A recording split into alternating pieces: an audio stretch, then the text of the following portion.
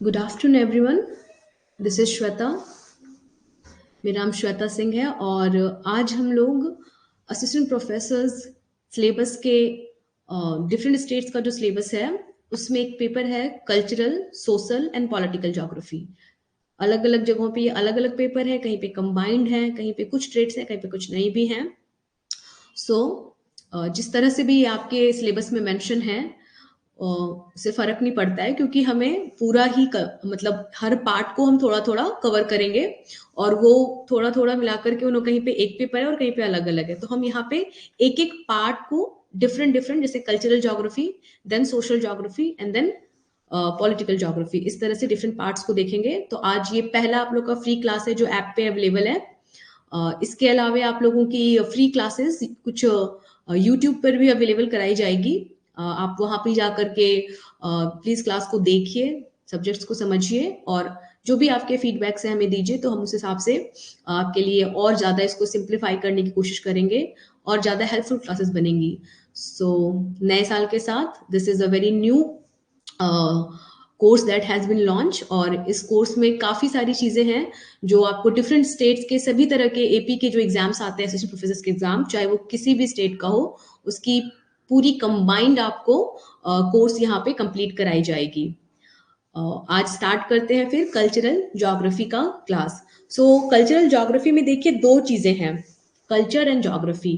Geography आप लोग बहुत समय से पढ़ रहे हैं, जानते हैं कि ज्योग्राफी में किस क्या चीज पढ़ी जाती है, क्या होती है ज्योग्राफी, उसका सब्जेक्ट क्या है, ऑब्जेक्ट क्या है, किस तरह के सब्जेक्ट मैटर्स को देखा जाता है। लेकिन वाई कल्चरल ज्योग्राफी, है ना, क्योंकि कल्चरल का जो पार्ट है ये ज्योग्राफी से कैसे इम्पैक्ट होता है और ज्योग्राफी डिफरेंट कल्चर से कैसे खुद को इम्पैक्ट करती है, इन दोनों के बीच का जो इंटरेक्शन और रिलेशन है, इसी को हम कल्चरल ज्योग्राफी में देखने की कोशिश करेंगे।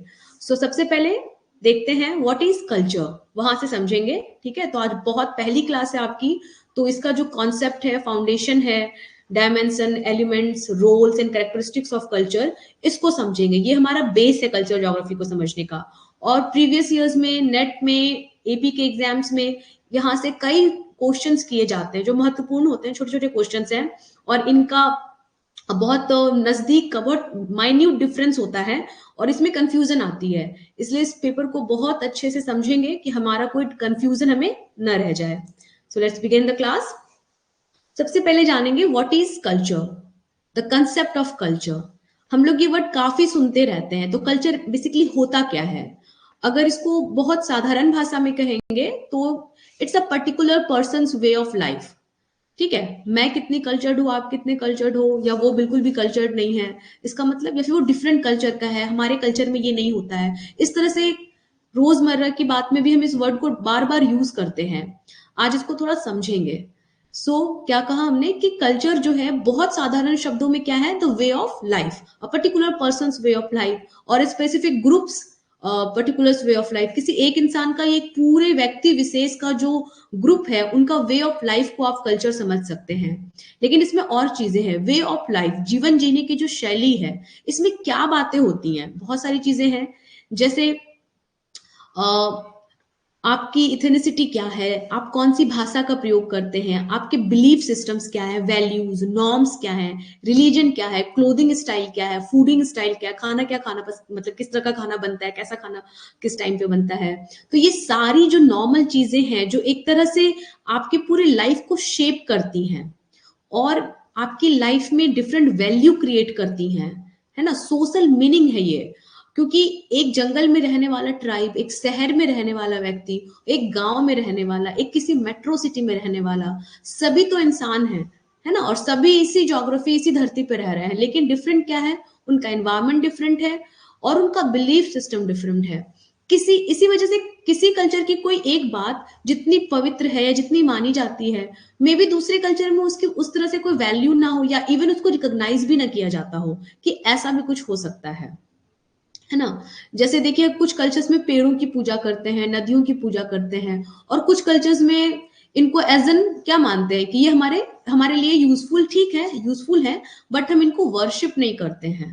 तो एक ही क्या कहेंगे इन्वायरमेंट में रहने के बावजूद why different belief system originated और इनका क्या इम्पैक्ट पड़ता है। ज्योग्राफी का इम्पैक्ट तो हर समय है ही, क्लाइमेट का इम्पैक्ट आप पर है, तो इसी को हम कल्चर के एस्पेक्ट्स में देखेंगे।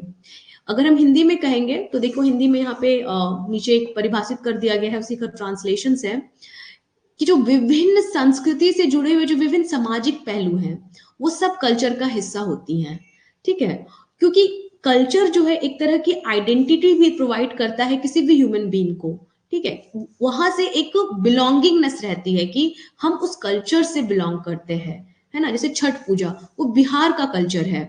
ठीक है, गरबा अगर खेला जाता है नवरात्रि के सीजन में तो वो गुजरात का कल्चर है। डांडिया अगर खेला जाता है तो वो भी कहीं का एक स्पेसिफिक लोकेशन का कल्चर है। उसी तरह से जो डिफरेंट एक एक पॉइंट्स भी अगर कोई किसी का आप देखोगे तो आप उससे कहीं ना कहीं अनुमान लगा सकते हो कि वो बंदा किस कल्चर की बात कर रहा है या फिर वो किस कल्चर से आता है। तो इसको आप समझिए, ये एक कल्चर का मतलब जो कॉन्सेप्ट है, बेसिक मोटा कॉन्सेप्ट कल्चर का यही है। फिर डिफरेंट जोग्राफर्स ने और लोगों ने, इसमें टेलर का एक डेफिनेशन बहुत इंपॉर्टेंट है और उन्होंने सबसे 18 में ये कल्चर का एक डेफिनेशन दिया था। वो आपके बुक्स में है या जैसे भी आप उसको देखिएगा, वो भी अच्छा एक डेफिनेशन है। लेकिन यहाँ पे हम लोग डेफिनेशंस की नहीं, कंसेप्ट्स की बात कर रहे हैं। जब डेफिनेशंस को पढ़ेंगे तो डिफरेंट डेफिनेशंस ऑफ कल्चर और किसने दिया था वो देखेंगे।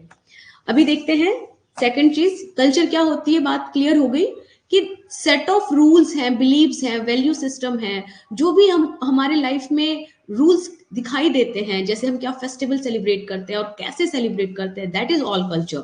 ठीक है, तो यहाँ क्या लिखा जा रहा है इस चीज को कि culture is a term that refers to a large and diverse set of mostly intangible aspects of social life.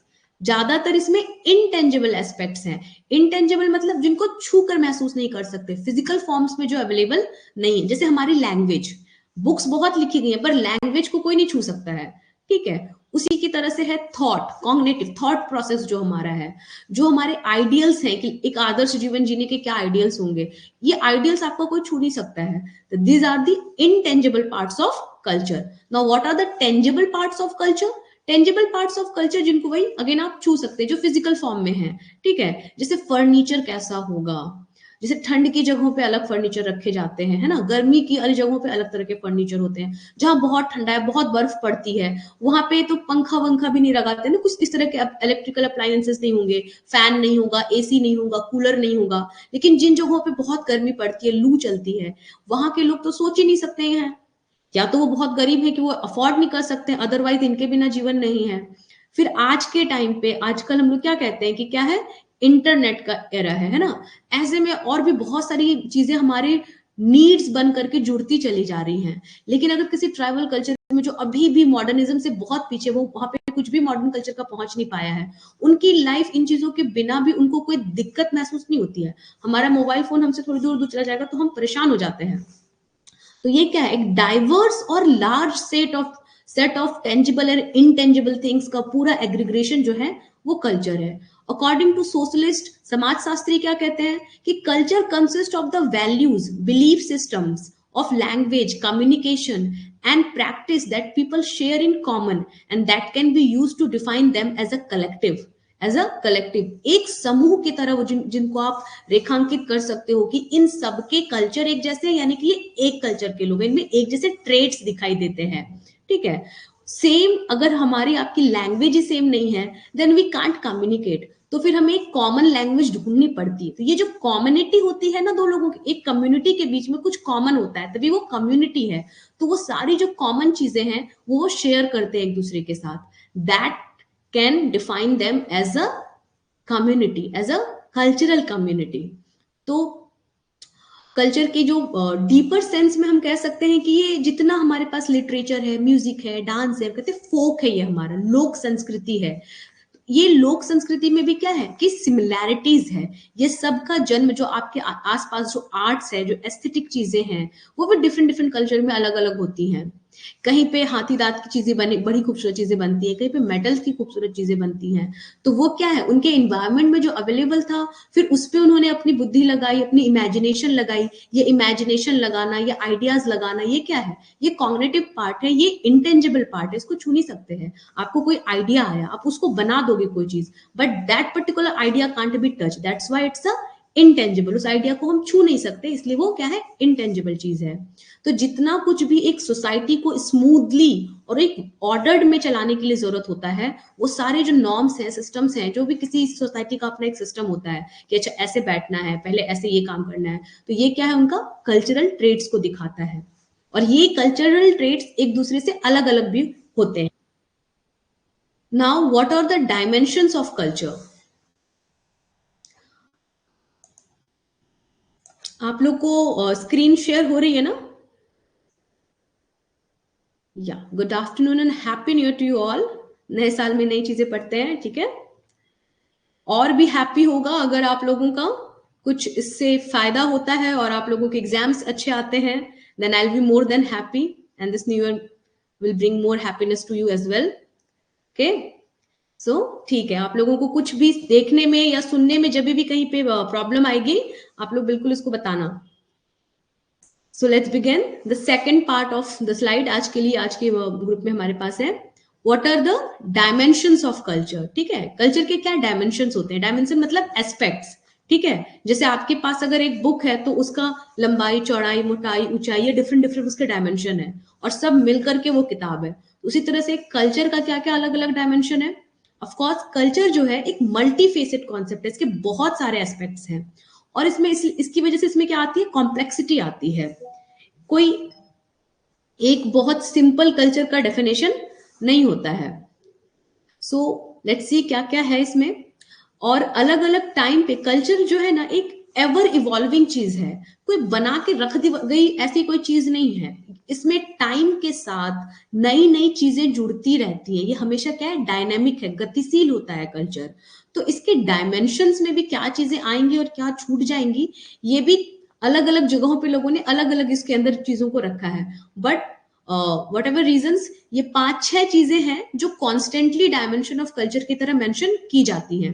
पहली है कॉग्निटिव, मतलब जो हम दिमागी रूप से सोच सकते हैं, जहां हमारे चेतना काम करती है, वो चीजें हैं डायमेंशनल एस्पेक्ट्स और डायमेंशन, कॉग्निटिव डायमेंशन और कॉग्निटिव एस्पेक्ट ऑफ कल्चर। ठीक है, जहां पे जो बिलीव है, जो नॉलेज है, परसेप्शन ऑफ वर्ल्ड, हम किस तरह से किसी चीज को देखते और समझते हैं।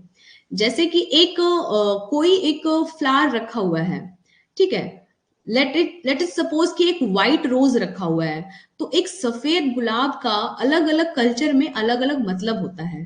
कहीं पे कहते हैं कि नहीं वो शांति का प्रतीक है, कहीं पे सौरों का, शोक का प्रतीक होता है। वो एक ही गुलाब है लेकिन अलग अलग कल्चर में उसके प्रति परसेप्शन अलग अलग है और उस परसेप्शन का उनका अपना एक्सपीरियंस होगा या उस एक्सपीरियंस बेस से उन्होंने कुछ ऐसा नॉलेज एक्वायर कर लिया है कि वो उसको उस व्हाइट रोज के साथ जोड़ देते हैं। तो जो भी बिलीव है, नॉलेज है, परसेप्शंस है, जिस तरह का हम अज्यूम करते हैं, जिस तरह से हम चीजों को समझ के उसको इंटरप्रेट करते हैं कि अगर ये व्हाइट कलर है तो ये शोक का ही कारण क्यों है ना, ये शांति का कारण क्यों नहीं है, तो उसके उनके अपने रीजन भी होंगे। वो इसी को कहते हैं इंटरप्रिटेशंस, जो वो आपको बताएं। तो ये जितना काम है ना, ये सब चेतना में, ये सब बुद्धि में है, क्योंकि गुलाब तो कहीं भी खिले, वो सफेद रंग का गुलाब है बस। अब आप उससे क्या सोचते समझते हैं, ये आपकी अपनी परसेप्शन, आपका अपना नॉलेज है।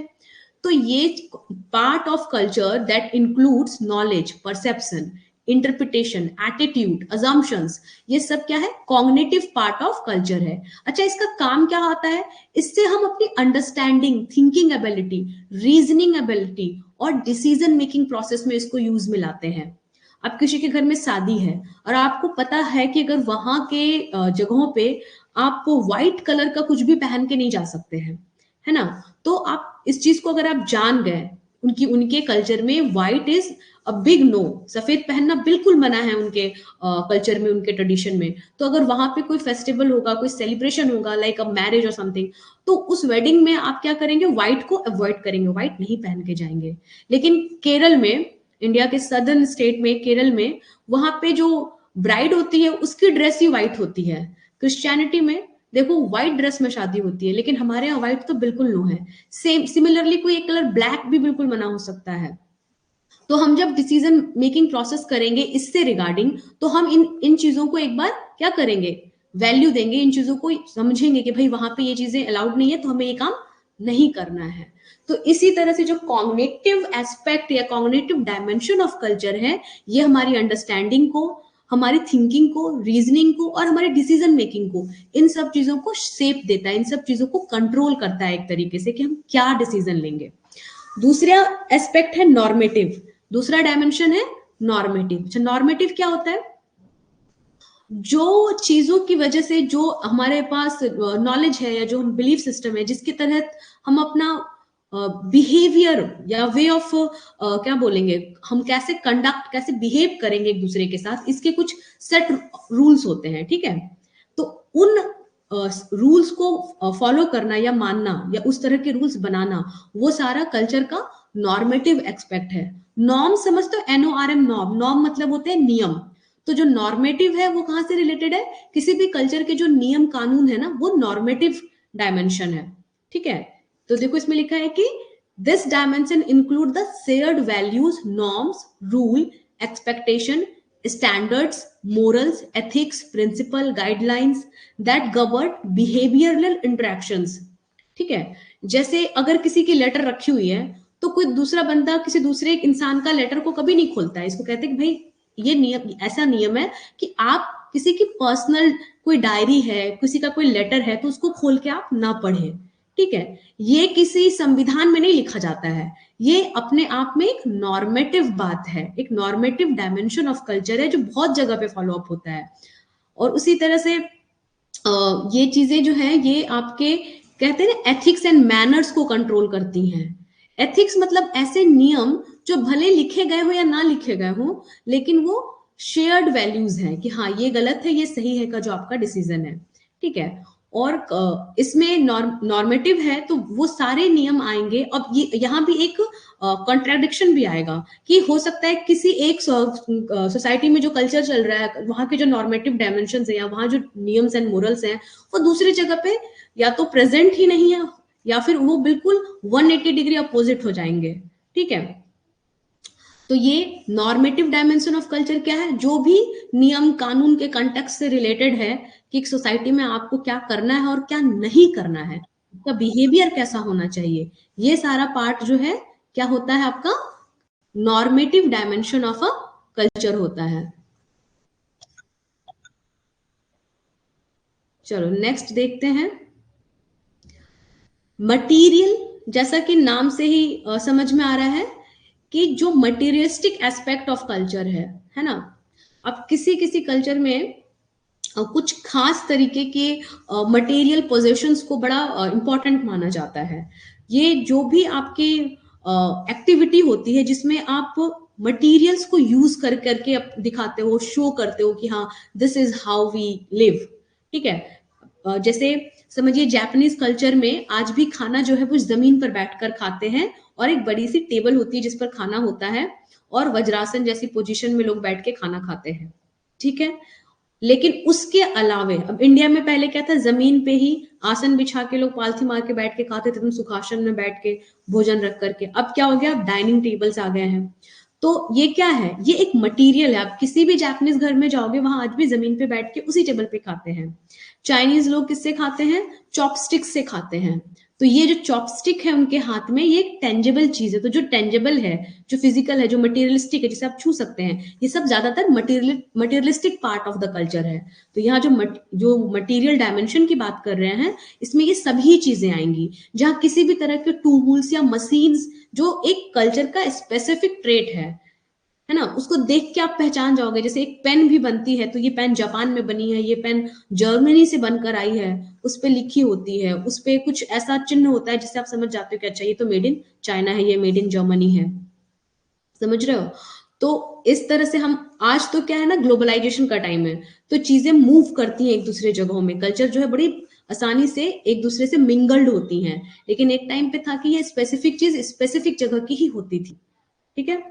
तो जो भी टूल्स एंड मशीन्स रिक्वायर्ड है, जैसे आज के टाइम पे अगर हमको इंटरनेट सर्विसेज यूज करने हैं तो हमारे पास स्मार्टफोन या आईपैड या लैपटॉप या डेस्कटॉप इस तरह की चीजें होनी चाहिए, और उससे रिक्वायर्ड और सारी मशीनें भी होनी चाहिए, है ना, तब हम उस सर्विस को यूज कर पाएंगे। तो ये जितनी मशीन्स एंड टूल्स लग रही हैं, ये सारा क्या है, materialistic dimension of a culture.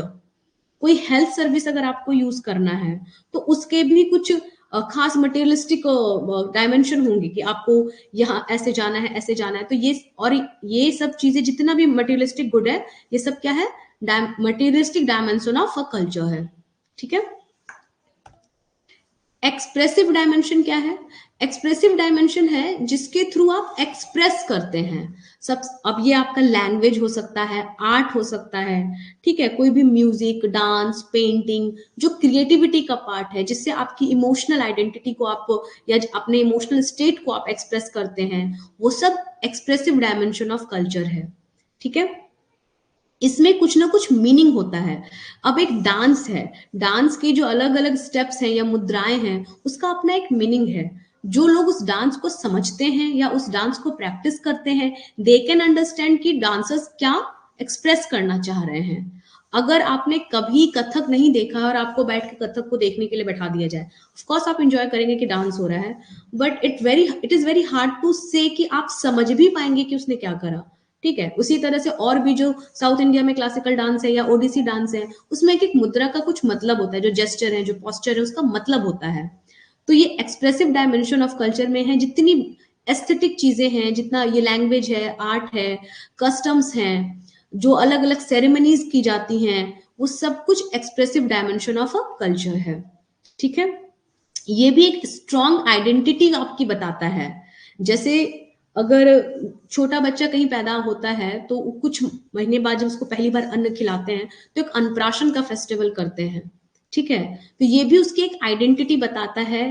अब हर घर में तो नहीं होता है, ना ही हर कल्चर में होता है। अंग्रेजों के यहाँ थोड़ी अन्नप्राशन मनाते हैं, या फिर समझ लीजिए किसी और देश में या किसी और जगहों पे नहीं करते हैं। तो अगर ये हो रहा है तो कहीं ना कहीं आपको समझ में आ जाएगा कि ये कल्चरल डायमेंशन का कौन सी कल्चर, एक्सप्रेसिव कल्चरल डायमेंशन है और कहाँ का पार्ट है ये। Just a minute.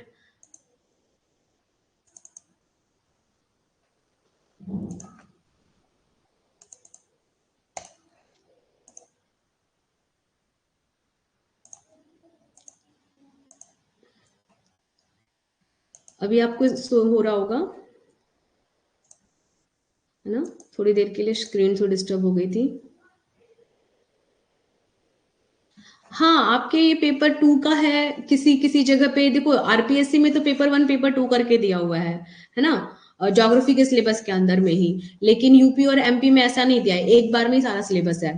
तो डजेंट मैटर आपके सिलेबस में किस तरह से और कहाँ पे ये डिजाइन हुआ है, ये आपके इस तरह से सारा ही आपको पढ़ना है। तो हम लोग सब्जेक्ट्स पे ध्यान देंगे, डजेंट मैटर वो कहाँ पे प्लेस्ड है, और उसको पूरे कंसेप्ट से, पूरे फाउंडेशन से उसको पढ़ने की और समझने की कोशिश करेंगे।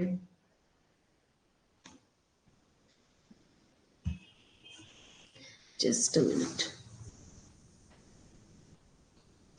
देखिए आपका फिर है सोशल डायमेंशन। ठीक है। सोशल डायमेंशन में क्या है, यहां तक भी जो हमने पढ़ा ना, ये सोसाइटी का ही पार्ट है। लेकिन सोसाइटी और कल्चर को ना मिक्स नहीं करना। एक ही सोसाइटी के अंदर डिफरेंट टाइप ऑफ कल्चर्स हो सकते हैं। कल्चर इवन इतना माइन्यूट स्केल पे चेंज होता है कि पर्सन टू पर्सन, एक घर से दूसरे घर का भी कल्चर डिफरेंट हो सकता है, भले ही वो एक सोसाइटी या एक कम्युनिटी का ही पार्ट क्यों ना हो। सोशल डायमेंशन क्या करते हैं, इसमें सोशल स्ट्रक्चर्स जो है, इंस्टीट्यूशनल ऑर्गेनाइजेशन है, जो हिरार्की या ऑर्डर बनती है कि किस क्रम के बाद कौन सा क्रम आएगा, डिफरेंट रोल्स क्या होते हैं सोसाइटी में। जैसे समझिए एक वर्ड बहुत यूज होता है आजकल, जिसको कहते हैं जेंडर रोल, है ना। अब जेंडर रोल वुमेन्स का अलग होता है, मेन का अलग होता है हर सोसाइटी में। लेकिन जो अब जो पेट्रियार्कल सोसाइटी है, मतलब जहां पैतृक सत्ता चलती है, वहां पर स्त्री का जो रोल होगा और जो पुरुष का रोल होगा, उसमें आपको कुछ विशेष डिफरेंसेस देखने को मिलेगा। अथॉरिटी, अधिकार के पोजीशन पे कौन होते हैं, हमेशा पुरुष होंगे। किसमें, एक पितृत्वात्मक, जहां पे एक पिता की सत्ता है, पुरुष प्रधान जो समाज होगा। लेकिन जो स्त्री प्रधान समाज है, या जहाँ मातृसत्तात्मक है, जो खास करके आपके नॉर्थ ईस्ट इंडिया में या ट्राइबल सोसाइटीज में आपको अभी भी देखने को मिलेगा। साउथ में भी आप जाओगे इंडिया के सदर्न पार्ट में, तो वहां भी बहुत सारे कल्चर में क्या है, मातृशक्ति या फिर स्त्री का प्रधान हो, स्त्री की रोल जो है वो प्रधान है। तो वहां पे आप क्या देखोगे, ये और ऑर्डर, ये हिरार्कीज जो है चेंज हो जाती है। वहां पे जो अथॉरिटी है, जो अधिकार है, वो ज्यादातर स्त्रियों के हाथ में हो जाता है। तो ये क्या है, ये कल्चर का सोशल डायमेंशन है कि सोशली कल्चर में क्या चीजें अलग अलग हैं, क्या कंट्रोलिंग चीजें हैं, क्या चीजें उसको यूनिक बनाती हैं। बिल्कुल ठीक है। इसमें कम्युनिटीज हैं, फैमिलीज हैं, जनरेशन टू जनरेशन एक आइडेंटिटी होती है ना। जैसे कहीं पे कोई शॉप में आप जाओ तो वहां पे लिखा रहता है कि भाई ये इतने साल पुरानी दुकान है, हमारे दादा भी ये करते थे, फिर हम करते हैं, फिर हमारे बच्चे, ये हमारी चौथी या पांचवी पीढ़ी इस दुकान पे बैठी है। तो वो इसको अपने सोशल आइडेंटिटी से भी जोड़ रहे हैं, और उनका उस जगह पे वो क्या है, वो सोशल डायमेंशन है उस कल्चर का, जिसको वो प्रेजेंट कर रहे हैं। बहुत छोटी छोटी आसपास के भी अगर आप एग्जाम्पल्स को अगर आप पकड़ो, तो ये कॉन्सेप्ट समझना इतना मुश्किल नहीं है। ये इसलिए पढ़ा जा रहा है कि इससे रिलेटेड क्वेश्चंस भी एग्जाम्स में आते हैं, और वो उनके कुछ एग्जाम्पल्स मैं आपको स्लाइड के एंड में बताऊंगी।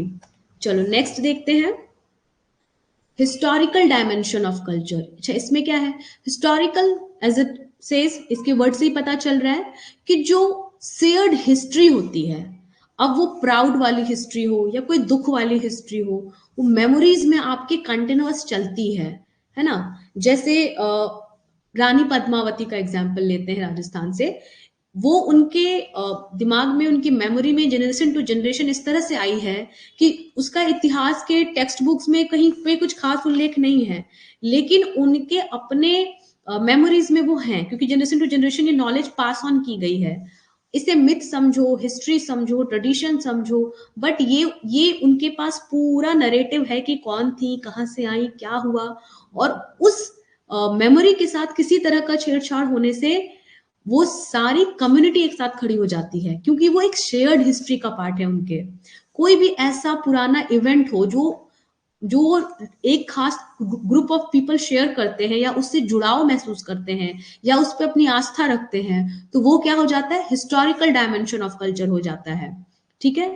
अब ये है कि इसका हिस्ट्री बुक्स में या हिस्ट्री के टेक्स्ट में कहीं पे मेंशन हो या ना हो, उससे फर्क नहीं पड़ता है, क्योंकि ये कल्चर की बात है। और यहां भी वो लोग क्या करते हैं, उस चीज से आइडेंटिफाई करते हैं। जब अपने आप को इंसान, कोई भी ह्यूमन बीइंग किसी चीज से आइडेंटिफाई करने लगता है, दैट मीन्स वो उसके कल्चर का पार्ट है। क्योंकि ये भी तो उसके डिसीजन पावर को, उसके क्या कहते हैं, थिंकिंग एबिलिटीज को कंट्रोल करती है हिस्टोरिकल डायमेंशन ऑफ कल्चर भी। ठीक है। इसमें इस तरह की और भी चीजें आएंगी। अब कई बार क्या होता है कि दो कंट्रीज या दो अलग अलग, जो एडमिनिस्ट्रेटिवली अलग अलग यूनिट में, अगर हिस्टोरिकली वो सेम है या कल्चरली सेम है, और कल्चरी का, उस कल्चर का क्या चीज, हिस्ट्री अगर सेम है, तो वो शायद अलग अलग हो जाते हैं, लेकिन उसको फिर भी वो अलग बहुत मानते नहीं है। जैसे इंडिया इतनी बड़ी कंट्री है ना, ऑलमोस्ट क्या है कि कहते हैं कि सब कॉन्टिनेंट है, इतनी बड़ी कंट्री है कि इसको सब कॉन्टिनेंट कहा जाता है। लेकिन इसको साइज की वजह से ऐसा नहीं कहा जाता है, साइज और शेप तो जो है ही, लेकिन कल्चरल डाइवर्सिटी भी है। फिर भी क्या यूनिटी है, मतलब इंडिया के नॉर्थ से साउथ में यूनिटी क्या देखोगे कि अगर दिवाली मनाई जा रही है तो हर जगह मनाई जा रही है। ठीक है। आज न्यू ईयर है, लेकिन इंग्लिश कैलेंडर के हिसाब से न्यू ईयर है। अगर हमारे कैलेंडर को देखा जाए तो हमारे पास न्यू ईयर, हमारे हिंदू ट्रेडिशन में न्यू ईयर कब आता है, ये होली से लेकर के चैत, वैसाखी, है ना, नवा अन्न, ये सब डिफरेंट डिफरेंट एक ही टाइम पे पड़ने वाले, चैत के सीजन में, मार्च अप्रैल के बीच में जो है अलग अलग हमारे कंट्री के अलग अलग स्टेट में उस टाइम पे न्यू ईयर मनाया जाता है, क्योंकि वो हमारा कल्चरली हम मानते हैं कि ये हमारा न्यू ईयर है। और उसका रीजन क्या है कि हमारी फसल चक्र का पूरा एक साल कंप्लीट हो जाता है, जो क्रॉप साइकिल है हमारी, वो एक साल पूरा कंप्लीट हो जाता है, और फिर हमें बीच में एक दो महीने कोई बहुत मेजर क्रॉप हमारी स्टैंडिंग नहीं रहती है। ठीक है। तो ये है हिस्टोरिकल डायमेंशन। हम सब इंग्लिश कैलेंडर को फॉलो करते हैं, आज हम सब न्यू ईयर विश करेंगे, कैलेंडर चेंज करेंगे, वट एवर, हमारे ऑफिशियली आज हमारा न्यू ईयर है, लेकिन दिमाग में कल्चरली हम न्यू ईयर कब सेलिब्रेट करते हैं बहुत अच्छे से उत्सव को, जब हमारी, या तो हम लोहड़ी मनाते हो, या तो हम पहला बैसाख मनाते हो, या हम चैत मनाते हो, होली के बाद फागुन से मनाते हो, नवान्न मनाते हो, तब हम, या फिर वो जो साउथ में होता है ना, वो उस तरह के फेस्टिवल्स को मनाते हैं, तो हम कहेंगे हमारा न्यू ईयर आया। दिस इज व्हाट हिस्टोरिकली हम एक डायमेंशन पे आ जाते हैं। Now, what is spatial dimension? Spatial dimension encompasses the shared geographical, environmental, territorial और इकोलॉजिकल, जो भी आपके नेचुरल है, मतलब स्पेस बेस्ड आपका डायमेंशन है, वो सब आपका आता है किसमें? स्पेशियल डायमेंशन ऑफ कल्चर में। इसमें सेटलमेंट है, migration, people migrate from one place to another. अब ये माइग्रेशन भी कई बार क्या होता है, देखो हम कहते हैं ट्रांस ह्यूमन, जो ट्रांसलोकेट करते हैं अकॉर्डिंग टू सीजन। अब ये कहेंगे कि आज के टाइम पे, आज के मॉडर्न टाइम पे हम क्या सब चाहते हैं, हमें स्टेबिलिटी मिले, हम एक जगह पे रहें, लेकिन वो अपने कल्चर में आज भी इस कल्चर हैबिट को प्रैक्टिस करते हैं। वो एक बार ठंडी जगहों में ऊपर रह रहे हैं, बर्फ पड़ी तो नीचे आ जाएंगे। अब ऐसा नहीं है कि इंडिया में तो ये है कि आप कहीं भी रह सकते हो। अगर इंडियन ट्राइब्स की ही बात करें तो आप इंडिया में रेसिडेंशियल पर्पज से कोई रोक टोक नहीं है, कोई भी इंसान कहीं भी रह सकता है, बच सकता है। लेकिन फिर भी वो लोग अपने उसी प्रैक्टिस को हर साल प्रैक्टिस, उसी पैटर्न को हर साल प्रैक्टिस करते हैं। ठीक है, ये क्या हो गया इनका स्पेशियल डायमेंशन ऑफ कल्चर। एक स्पेस से, एक तो उनकी आइडेंटिटी रिलेटेड है, और वो उसमें उनको कोई प्रॉब्लम नहीं फील होती है। हम लोग सोचेंगे ना कि भाई पूरा घर वहां पे है, फिर 6 महीने सारा सामान लेके नीचे आओ, फिर ऊपर जाओ, but they do this as there, कि वो इसको अपना कल्चरल प्रैक्टिस मानते हैं। तो जो भी टेरेस आपकी टेरिटरी का आपके ऊपर क्या कहेंगे इन्फ्लुएंस है, या आपका उस टेरिटरी पे क्या इन्फ्लुएंस है, तो जो ह्यूमन रिलेशनशिप विद इस physical environment and physical sense of space जो होती है ना, वो आपकी जगह के प्रति आपके अंदर जो एक बिलोंगिंगनेस का वैल्यू है, जो बिलोंगिंगनेस का जो इमोशन है कि ये मेरी जगह है, ये शहर मेरा है, या फिर ये जगह मेरी है, ये आपका स्पेशल डायमेंशन ऑफ कल्चर में आता है। आप दुनिया घूमने जाओगे लेकिन लौट के फिर कहाँ आते हो? अपने घर आते हो। या फिर अगर जो लोग गांव में रहते हैं वो किसी शहर में अगर नौकरी कल को पालेंगे तो वापस अपने घर आएंगे। तो ये आना जाना या फिर इस जगह के प्रति जो जुड़ाव है, एक ये नेचुरल जुड़ाव नहीं है कि आप वहां नहीं जाओगे तो आपको ऑक्सीजन नहीं मिलेगा, ऐसा नहीं है। ये आपकी वैसी जरूरत नहीं है, ये क्या है, आपकी इमोशनल जरूरत को आप कह सकते हो एक तरह से है। तो ये जो बात है, ये स्पेशल डायमेंशन ऑफ कल्चर में आती है। ठीक है, और बेसिकली हमने स्टार्टिंग में ही कहा था कि कल्चरल ज्योग्राफी में हम क्या पढ़ते हैं? कल्चर का ज्योग्राफी पे इम्पैक्ट, ज्योग्राफी का कल्चर पे इम्पैक्ट। ठीक है, डिफरेंट एरियाज में जो डिफरेंट ज्योग्राफी होती है, ऑफकोर्स वो कल्चर को क्या करती है? शेप अप करती है। अब ठंडी जगहों में जहाँ शीतलहरी चलती है, वहां कॉटन के कपड़े नहीं पहने जाएंगे, और जहाँ बहुत ठंड पड़ती है, बहुत बर्फ पड़ती है, वहां के लोग सही है कि कॉटन के कपड़े नहीं पहनेंगे। जहां बहुत लू चल रही है, वहां के लोग हमेशा सालों भर स्वेटर पहन के नहीं घूमेंगे। ठीक है, ये है ज्योग्राफी का एक तरह से एग्जाम्पल कि ज्योग्राफी का क्या इम्पैक्ट है, क्लाइमेट का क्या इम्पैक्ट है। उसी तरह से इंसान का ज्योग्राफी पे क्या इम्पैक्ट है। अगर डिफरेंट डिफरेंट जगह के लोग एक जगह, जैसे कि शहर को लो, शहर में बहुत जगह के लोग आके रहते हैं, है ना, डिफरेंट कल्चर्स के लोग आते हैं, डिफरेंट गांव से लोग वहां पे आके रहते हैं। तो अब एक ही सोसाइटी के अंदर एक लोग कोई और फेस्टिवल मनाते हैं, कोई लोग कोई और फेस्टिवल मनाते हैं अलग अलग सीजन में, और फिर क्या होता है, एक तरह से कल्चर का आदान प्रदान होता है। वो एक दूसरे को बताते हैं अपने एक दूसरे के बारे में। इस तरह से कल्चर क्या होता है? एवर इवॉल्विंग है। और these are the common dimensions of culture, जिसपे अलग अलग जगह से साइकोलॉजिस्ट लोग, सोशोलॉजिस्ट या जोग्राफर्स जो है अग्री करते हैं कि these are the different dimensions of culture. So एक बार इसको देख लेते हैं हम लोगों ने अभी तक कितने डायमेंशन ऑफ कल्चर करे। Cognitive, normative, material, expressive, social, historical and spatial dimension of culture. So हम इन समरी, संक्षेप में ये बात कह सकते हैं कि जो dimension of culture provide a comprehensive framework for understanding the multifaceted, dynamic, interconnected and contextual nature of culture. तो ये जो अलग अलग आयाम हैं आप संस्कृति के, ये क्या बताते हैं? ये एक पूरा फ्रेमवर्क देते हैं हमको कि जिसके अंदर हम कल्चर के अंदर जो गतिशीलता है, जो उसके अंदर जटिलता है, उसको, और जो एक दूसरे से इंटर रिलेटेड है, किस तरह से कनेक्टेड है, इसको हम समझ सके इन डायमेंशंस के अकॉर्डिंग।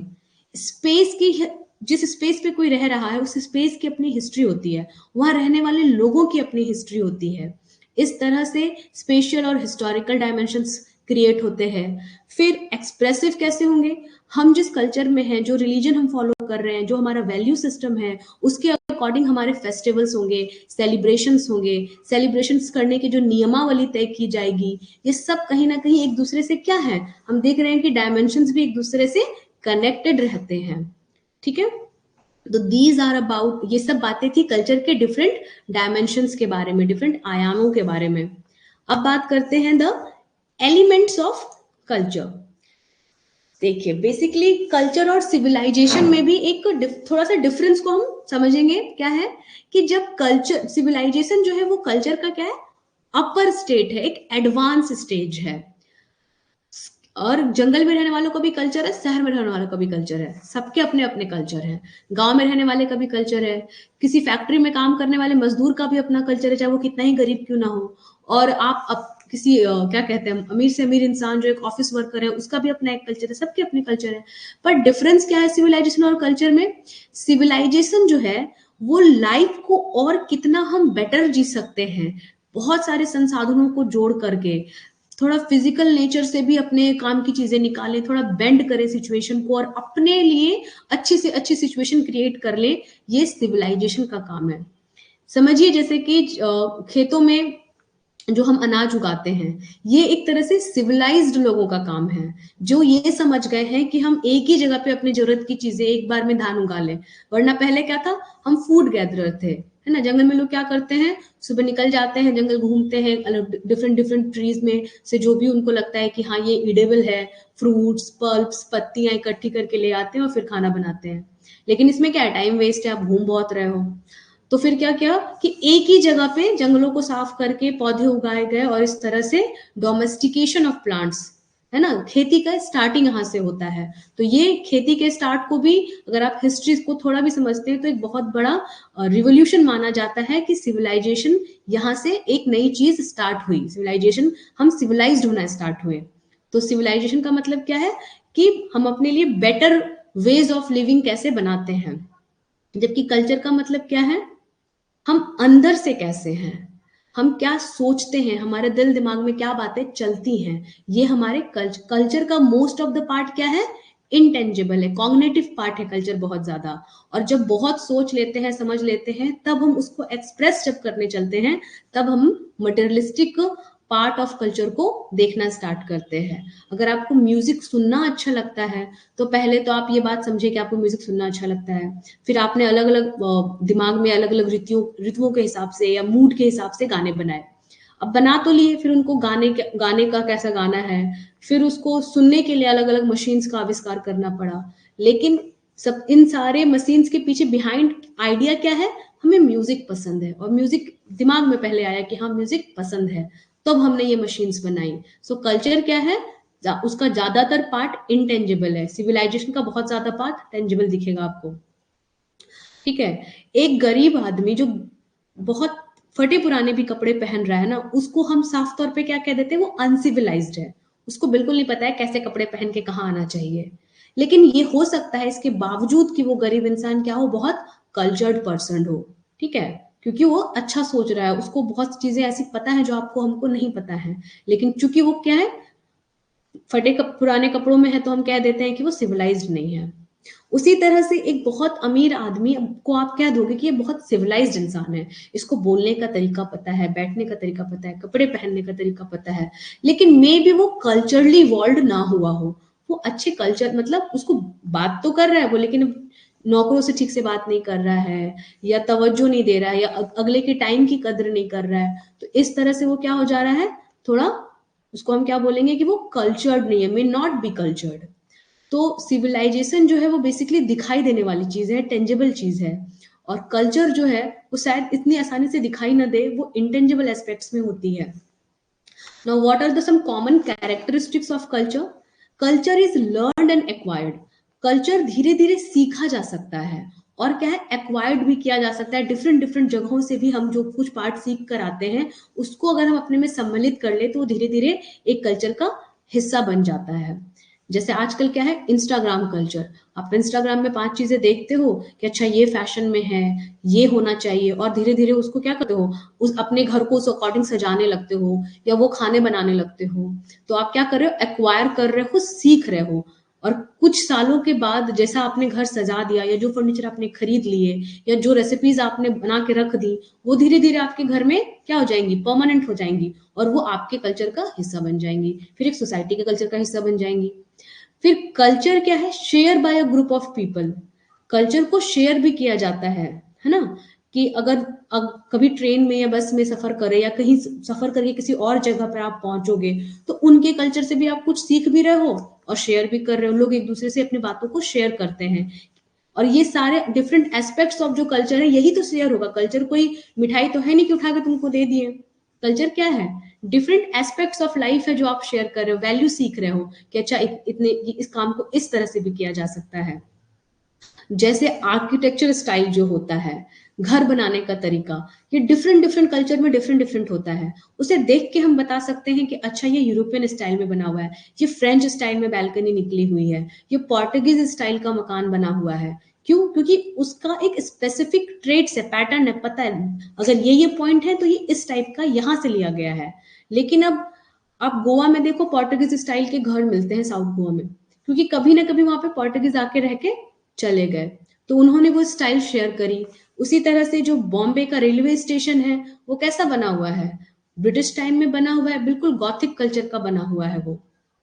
तो इस तरह से कल्चर शेयर भी की जाती है, एक जगह से दूसरी जगह शेयर हो जाती है। Culture is cumulative. कल्चर जो है, क्यूमुलेटिव का मतलब होता है धीरे धीरे चीजें जमा करना। तो कल्चर जो है वो कई सारी चीजों को जमा कर करके धीरे धीरे एड ऑन होते रहता है कल्चर में, कुछ नया नया। और जो पहले से है और जो ऐड हुआ, उसको वहां के लोग अपने हिसाब से मॉडिफाई करके कुछ हल्का फुल्का उसको चेंज करके फिर अपने अकॉर्डिंग बना लेते हैं। इस तरह से कल्चर क्या है, क्यूमुलेटिव है, लगातार जमा होती रहती है। नाउ नेक्स्ट बात है कि culture is dynamic. Culture dynamic क्यों है? डायनेमिक मतलब गतिशील होना। गतिशील होने का मतलब है कि उस चीज में हमेशा निरंतर कुछ ना कुछ नया जुड़ता रहे, वो एक जैसी न रहे। जो चीज आज काम की नहीं है वो पीछे रह जाती है, जो ज्यादा काम की है वो जुड़ जाती है। यही होता है डायनेमिज्म, कि कोई चीज हमेशा एवर इवॉल्विंग है, उसमें हमेशा निरंतर विकास की प्रक्रिया चलती रहती है, कुछ नया जुड़ता रहता है, कुछ पुराना छूटता रहता है। इसी को कहते हैं कल्चर इज डायनेमिक। अब इसका एग्जाम्पल कैसे समझ सकते हैं कि क्या कहते हैं, कुछ भी कल्चर में, जैसे कि सबसे देखो, कल्चर की वो चीज जो बहुत फटाफट चेंज होती है ना, वो होती है ड्रेसिंग स्टाइल। और कल्चर की वो चीज जो बहुत लेट से चेंज होती है, वो कहीं ना कहीं टूटी फूटी अवस्था में रह ही जाती है, वो होती है फूड, रेसिपीज, लॉस्ट रेसिपीज, वो जल्दी चेंज नहीं होती है कल्चर की। ना क्या है, एक परमिसिबल क्या, culture give us a range of permissible behaviour patterns. Culture ही इस बात को कंट्रोल करती है कि हमारा बिहेवियर पैटर्न क्या होगा। ये कल्चर का कौन सा डायमेंशन कंट्रोल करता है? नॉर्मेटिव डायमेंशन इस चीज को कंट्रोल करता है कि बिहेवियर पैटर्न क्या होगा। Culture is diverse. एक ही जगह के कल्चर में बहुत सी डाइवर्सिटी देखी जाती है। जैसे दुर्गा पूजा का फेस्टिवल अगर होता है तो गुजरात में लोग गरबा डांस करते हैं, और बंगाल में लोग धुनुची डांस करते हैं। एक ही फेस्टिवल है, एक ही टाइम पे मनाया जा रहा है, एक ही गॉडेस के लिए मनाया जा रहा है, लेकिन क्या है, और दोनों ही डांस है लेकिन डिफरेंट टाइप ऑफ डांस है। तो यहाँ पे हम क्या देख रहे हैं, डाइवर्सिटी है। हम कहते हैं नॉर्थ इंडिया का कल्चर, पर नॉर्थ इंडिया एक बहुत बड़ा ब्लॉक है, यहाँ डिफरेंट लैंग्वेज है, डिफरेंट म्यूजिक है, डिफरेंट फोक्स है, आर्ट्स है। तो ये क्या हो गया, diversity in the culture. Culture is ideational. Ideational मतलब आइडियाज या कॉन्सेप्ट बनने की प्रक्रिया को कहते हैं आइडिशनल। तो कल्चर में, कल्चर के थ्रू ही तो ये सारी चीजें बन रही हैं जो हमारे आइडियाज बन रहे हैं, या हम जिनको किसी को आइडियल रख ले रहे हैं, है ना। कि भाई अगर आप साउथ महाराष्ट्र में जाओगे तो वहां शिवाजी को बहुत बड़ा क्या बोलते हैं, आइडल या रोल माना जाता है, एक रोल मॉडल माना जाता है कि हाँ शिवाजी ने बहुत काम किया, हम शिवाजी की तरह हमें होना चाहिए सोच में। अभी गांधी जी की तरह होना चाहिए, ऐसा चलता है ना। तो ये जो हम आइडियाज लगाते हैं, अपने आइडियल चुनते हैं, ये सब भी किसी कल्चर से ही हम उठाते हैं। नेक्स्ट देखते हैं, जो हम बात कर रहे थे, हाँ, ये कल्चर का मटेरियल और नॉन मटेरियल पार्ट डिफरेंस बस इस तरह से आप समझ लीजिए, जिसको आप टच कर सकते हैं, जो फिजिकली गुड है वो सारा, मतलब जो फिजिकल सामान है, गुड्स मतलब सामान, तो वो सब चीजें मटेरियलिस्टिक है। नॉन मटेरियल मटेरियलिस्टिक क्या है, जो आप छू नहीं सकते, आइडियाज, थॉट, बिलीव्स, डांस, ये सब क्या है, नॉन मटेरियलिस्टिक चीजें हैं। यहाँ जितनी चीजें इस डायग्राम में आपको दिख रही है ना, religion, child rearing methods, food, folk art, celebration, jokes, manners, dressing styles, ये सब different different elements of culture हैं। इस तरह से बहुत सारे एलिमेंट्स ऑफ कल्चर होते हैं, ये सिंगल सिंगल एक एलिमेंट्स हैं जिनको इस तरह से दिखाया जा रहा है। ठीक है, तो ये कल्चर का मटेरियलिस्टिक और नॉन मटेरियलिस्टिक पार्ट है। इसमें और भी चीजें हैं, बस इतने ही नहीं होती हैं, और भी चीजें होती हैं, यहाँ बस कुछ एग्जाम्पल्स रखे गए हैं। चलो नेक्स्ट देखते हैं, कल्चरल ट्रेट्स क्या होते हैं, कल्चरल कॉम्प्लेक्सेस क्या होते हैं, कल्चरल एरियाज क्या है, cultural region, realm and hearths, ये सारे वर्ड्स हैं जो अक्सर ज्योग्राफी में आप पढ़ोगे। ट्रेट्स जो होता है वो स्मॉलेस्ट यूनिट ऑफ कल्चर होता है, सबसे स्मॉलेस्ट। होबिल ने लिखा था कि irreducible unit of learned behaviour और पैटर्न्स, जो आप कभी जिससे मतलब क्या कहते हैं, बहुत आराम से जिसे आप पहचान जाओगे ना, और वो आपका कभी चेंज नहीं होता है, हटता नहीं है, ऐसी चीजों को कहते हैं कल्चरल ट्रेट्स। जैसे कि क्या कहते हैं, हाथ जोड़ के आप किसी से मतलब उसको अभिवादन करते हो कि नमस्ते, प्रणाम, या हाय बोलते हो, या हैंड शेक करते हो, तो ये छोटे छोटे ट्रेट्स ऑफ कल्चर हैं। फ्लैग को देख करके सैल्यूट करना, और जैसे कि ड्राइविंग करने के लिए हमारे इंडिया में अलग साइड पे क्या कहते हैं, व्हील्स होती हैं, और बाहर के देशों में अलग में होती हैं। हम इंडिया में सड़कों पे चलते हैं, उसके अलग नियम होते हैं। तो ये होते हैं छोटे छोटे, smallest unit of culture is called cultural trait. What is now cultural complex, बहुत सारे ऐसे छोटे छोटे ट्रेट्स को अगर आप मिला दो तो वो बनता है कल्चरल कॉम्प्लेक्स। जब बहुत सी चीजें मिल गई तो कॉम्प्लेक्स हो गई। A number of traits when organized together make a cultural complex. जैसे कि मैरिज इज एन इंस्टीट्यूशन, ठीक है, विथ निकाह, डाउरी, मैरिज पार्टी, ये सब कॉम्प्लेक्स बातें हैं। शादी करने जाएंगे तो कई सारे रिचुअल्स होते हैं ना, कई हफ्तों चलते हैं, कई 4 दिन चलते हैं, तो उसमें अलग अलग चीजें हैं। सभी जगह शादी के बाद आफ्टर पार्टी होती है ना, उसमें फिर दूल्हा दुल्हन को भोज, एक बड़ा सा पार्टी करते हैं, वहां सब लोग बुलाते हैं खाने के लिए। जब शादी हो रही है तो एक फेस्टिवल है, कुछ प्री मैरिज रिचुअल्स होते हैं। तो मैरिज में ये सारे डिफरेंट डिफरेंट रिचुअल्स है, तो एक क्या हो गया, कॉम्प्लेक्स चीजें, उसमें बहुत सारे ट्रेड्स उसमें घुस गए, तो वो हो गया cultural complex. Cultural area, area word है मतलब जोग्राफिकल ट्रेट है of culture. It is that geographical area in which a cultural trait is originated, जहां पर एक कल्चरल ट्रेट जो है पहली बार पैदा हुआ, उसको हम कहते हैं geographical area. Now what is cultural region, जहां पे अर्ली कल्चर्स के जो सेंटर्स थे, सबसे स्टार्टिंग में जहां से कल्चर्स बने, या जहां पे डेवलपमेंट हुआ उन कल्चर्स का, जिन रीजन्स में, उनको हम कहेंगे कल्चरल रीजन्स, उस क्षेत्र विशेष को कहेंगे कल्चर रीजन्स। ठीक है, नेक्स्ट देखते हैं कल्चरल रिलीम्स,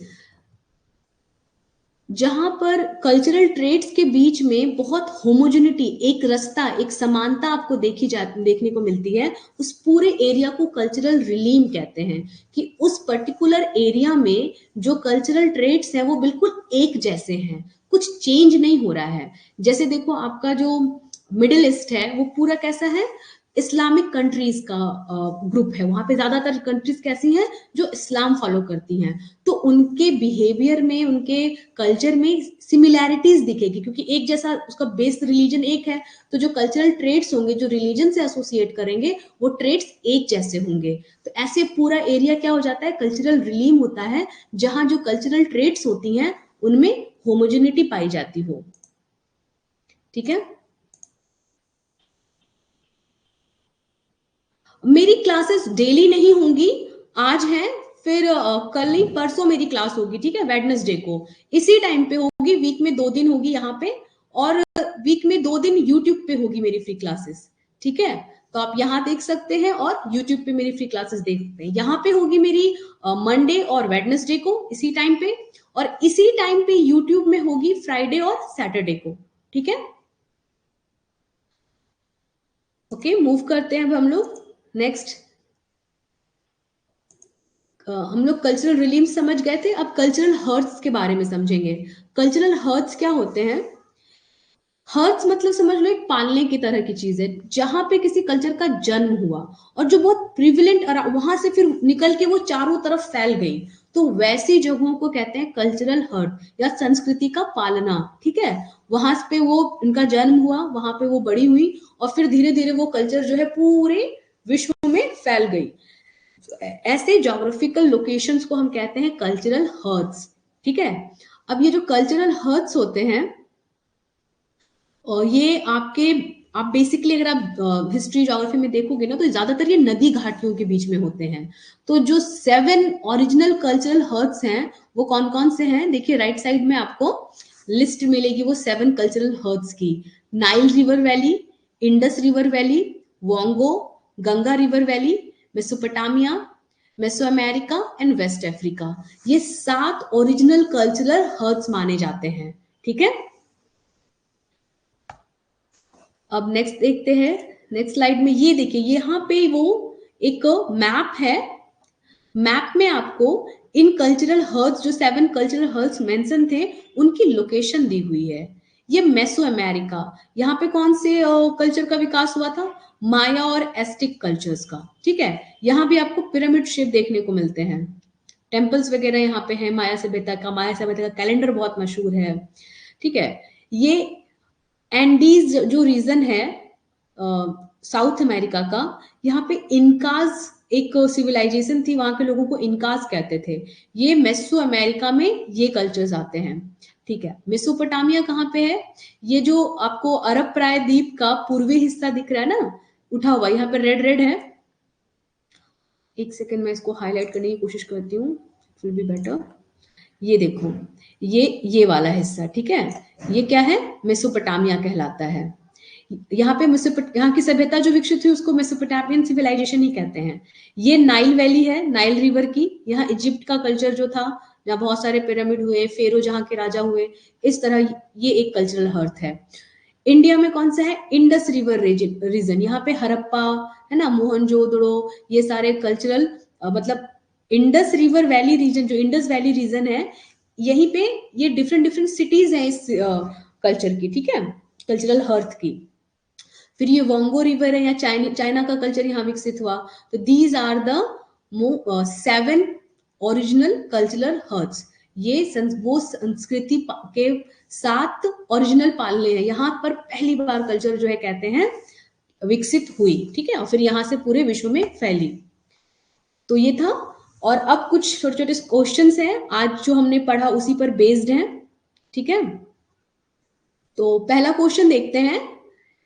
पहला क्वेश्चन है, कल्चर इज, इसमें हम एक पोल जनरेट करेंगे और आप लोग इस पोल का आंसर करना, आपको इसमें से जो ऑप्शन सही लगता है, ठीक है। तो फर्स्ट क्वेश्चन को रीड कीजिए, क्या है, culture is, option A way of life, option B group of belief norms and values, option C mixture of both material and non material aspects of life, and option D all of the above. तो इनमें से क्या है जिसको हम as an culture के definition के अंदर ला सकते हैं, या कल्चर के बारे में अगर बात करेंगे तो इनमें से किन चीजों को इंक्लूड करेंगे, ठीक है। आपका 15 सेकंड का टाइम है, आपका टाइम स्टार्ट होता है। सब लोग पार्टिसिपेट कीजिए पोल में।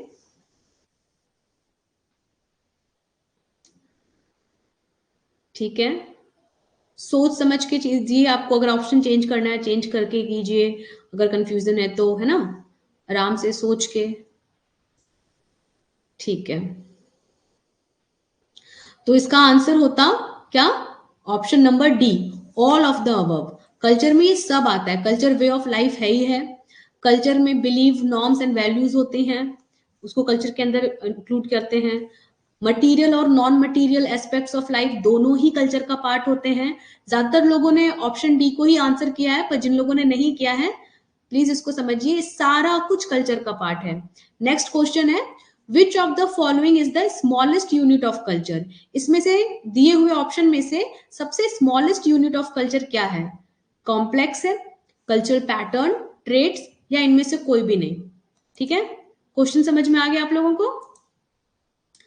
तो इसका 15 सेकंड का टाइम आपका स्टार्ट होता है अब।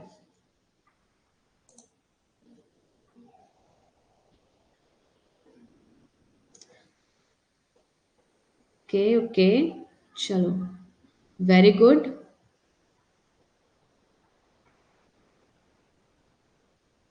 यस, 18 लोगों ने आंसर किया है, बिल्कुल राइट। कल्चर का सबसे स्मॉलेस्ट यूनिट होता है ट्रेट, ठीक है।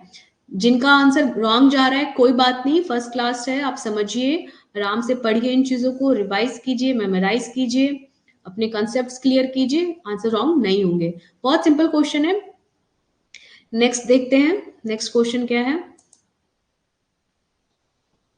ये आप लोगों का नेक्स्ट क्वेश्चन है, लेट मी सी नेक्स्ट पेज।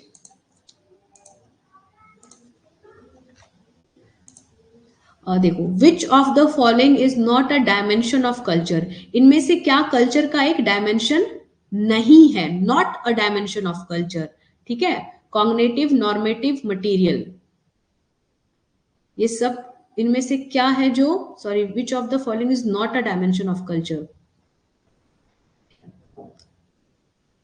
एक सेकेंड,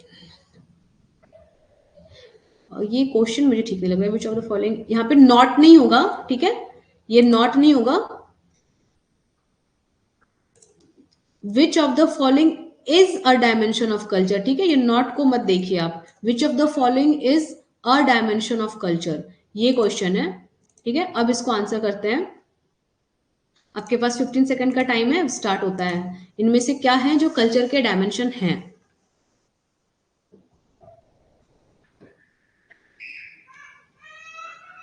ओके, 5-4 सेकंड बचे हैं। गॉट माई आंसर्स, ठीक है। ज्यादातर लोग ने सही आंसर किया है, ऑल ऑफ द अबव, ये सभी क्या है, कल्चर के डिफरेंट डायमेंशंस हैं। और बाकी जो इधर उधर आंसर कर रहे हो, ये एक एक सिंगल सिंगल तो है ही कल्चर के डायमेंशन, लेकिन ये सभी कल्चर के डायमेंशन है, ठीक है, इनमें से। तो इसका, इसलिए इसका आंसर होगा D, all of the above are the dimensions of culture, ठीक है। चैट में नहीं, आप पोल में आंसर करने की कोशिश कीजिए, ठीक है, चैट में नहीं देख रहे हैं, हमने पोल इसलिए जनरेट किया है कि आप यहां आंसर करें। नेक्स्ट क्वेश्चन है आपका, which of the following is the smallest unit of culture. तो सेम क्वेश्चन रिपीट हो रही है, ठीक है, लेट इट बी, इसको रहने दीजिए, ये तो आंसर आप लोगों ने ऑलरेडी करा हुआ है, ठीक है। So that's it from my side for today. I hope आपको क्लास अच्छी लगी हो और बातें क्लियर हुई हो, आपको समझ में आया हो जो हमने पढ़ाया है, जो कॉन्सेप्ट आपको क्लियर करने की कोशिश करी गई है। आपकी जो भी फीडबैक हो, feel free to share with us in our app, download our app and join our classes. और परसों हमारी एक फ्री क्लास है, फिर यूट्यूब पे फ्राइडे सैटरडे को सेम टाइम पे फ्री क्लासेस होंगी, ठीक है। So let's meet there. कल की क्लास होगी इसी कल्चरल ज्योग्राफी का, यही पार्ट को आगे ले जाएंगे, ठीक है। सो have a good day, happy new year and happy learning.